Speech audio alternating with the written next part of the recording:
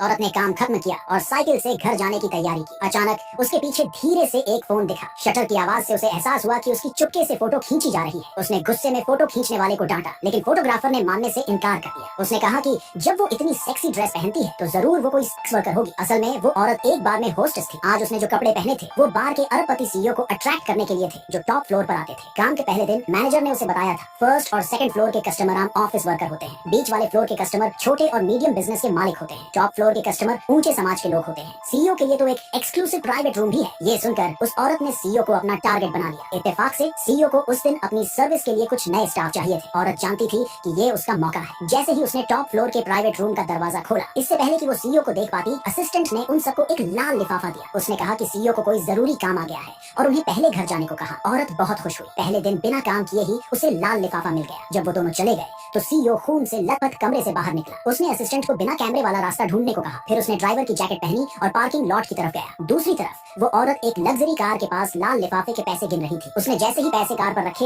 Headlight अचानक जल उठी। वो चौंक गई और किसी को चिल्लाने के लिए घूमी। जब उसे पता चला कि वो लग्जरी कार उसके सामने खड़े आदमी की है और उसकी एक्सक्लूसिव पार्किंग है, उसने सोचा कि ये आदमी वही सीईओ होगा जिसे वो टारगेट कर रही थी। उसने तुरंत उसे नमस्ते कहा। सीईओ ऐसी घमंडी औरत से बात नहीं करना चाहता था। वो कार का दरवाजा खोलने के लिए खड़ा हुआ, लेकिन औरत ने उसे पकड़कर रोक दिया। वो दरवाजा खोलने में उसकी मदद करना चाहती थी और उसकी जेब में ड्राइवर का वैलेट पास मिला। गुस्से में उसने सीईओ को थप्पड़ मारा। उसने उस पर नकली होने का इल्जाम लगाया कि वो न सिर्फ बॉस की कार चुराकर सीईओ होने का नाटक कर रहा है, बल्कि पैसे और औरतों को भी ठगने की कोशिश कर रहा है। इससे पहले कि सीईओ कुछ समझा पाता, औरत ने देखा कि उसके कपड़े सस्ते बाजार के थे। वो ठीक से फिट नहीं थे, साफ किराए पर लिए हुए थे। औरत ने जल्दी से अंदाजा लगाया कि वो सीईओ का ड्राइवर होगा। इससे उसे असली सीईओ के करीब जाने का रास्ता मिल गया। उसने अपना फोन निकाला और आदमी को उसका नंबर लेने को कहा। उसने उसे ये भी कहा कि आज से वो उसके लिए सीईओ पर नजर रखे। उसने वादा किया कि जब वो सीईओ की पत्नी बन जाएगी तो उसे अच्छा इनाम देगी। सीईओ उसकी चालों से इतना परेशान हो गया कि उसे हंसी आ गई। समय की कमी के कारण उसने न चाहते हुए भी अपना फोन निकाला और औरत का नंबर ले लिया। औरत संतुष्ट होकर चली गई। अगले दिन सीईओ कस्टमर बनकर बार वापस आया। औरत जानबूझकर नई ड्रेस पहनकर काम पर आई, लेकिन एक कलीग ने उसका मजाक उड़ाया। कहा कि सीईओ उस जैसी औरत की तरफ कभी नहीं देखेगा। औरत गुस्से में थी। उसने सबके सामने खुलासा किया कि कलीग ने ब्रेस्ट और हिप्स बढ़वाए हैं। इससे कलीग को बहुत गुस्सा आया। कलीग ने दावा किया कि औरत का सीईओ का नंबर लेने का दावा झूठ था, नहीं तो वो अब तक सीईओ के साथ होती। औरत ने कहा कि सीईओ बिजी है